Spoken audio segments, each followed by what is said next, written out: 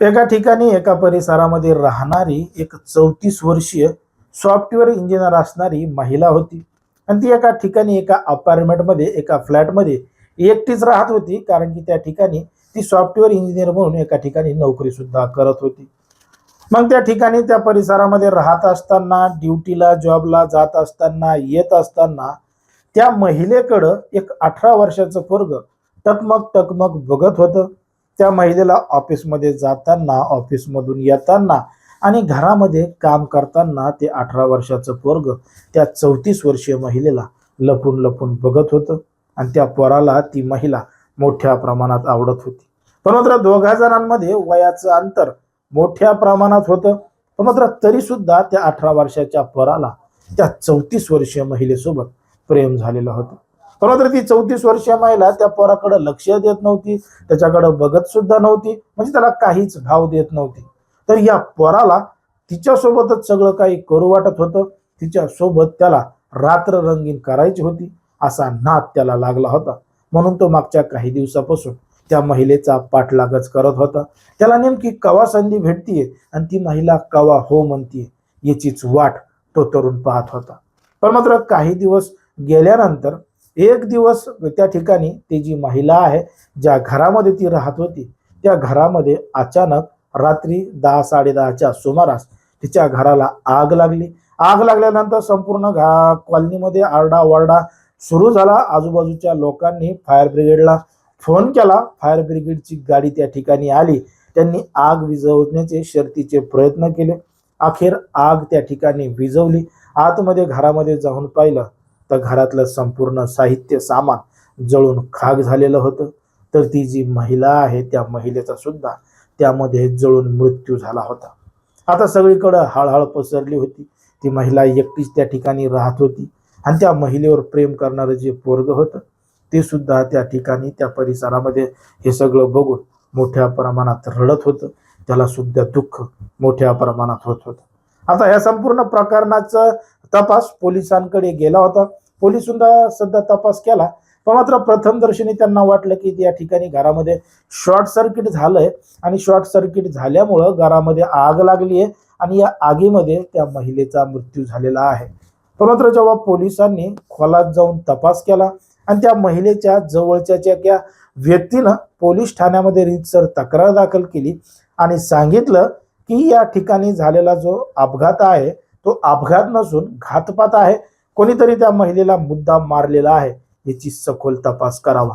जेव्हा पोलिसांनी या संपूर्ण प्रकरणाचा सखोल तपास केला, फॉरेन्सिक टीम त्या ठिकाणी बोलवली, तेव्हा या संपूर्ण प्रकरणामध्ये घडलेलं होतं आणि दडलेलं होतं एक धक्कादायक प्रकरण, धक्कादायक घटना. नेमकं काय आहे संपूर्ण प्रकरण, कुठं घडली आहे घटना, हे आपलं अगदी सविस्तरपणे बघायचं.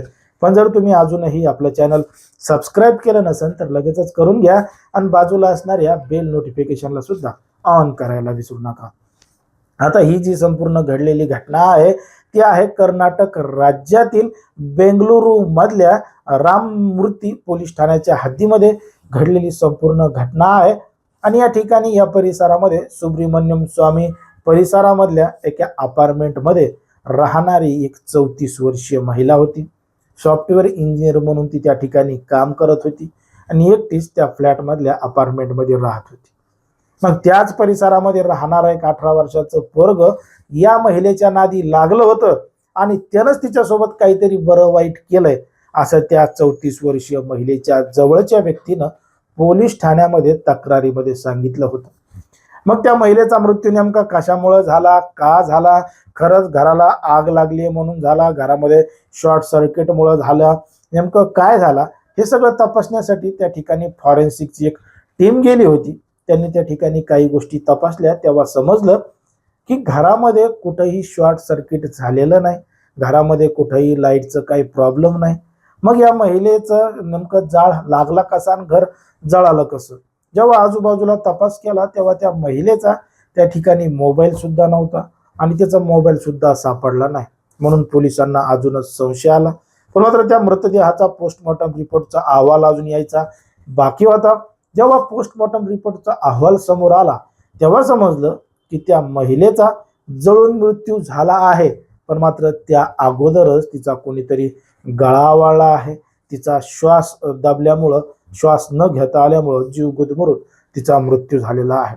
आता पोलिसांकडे हा एक मोठा पुरावा आलेला होता.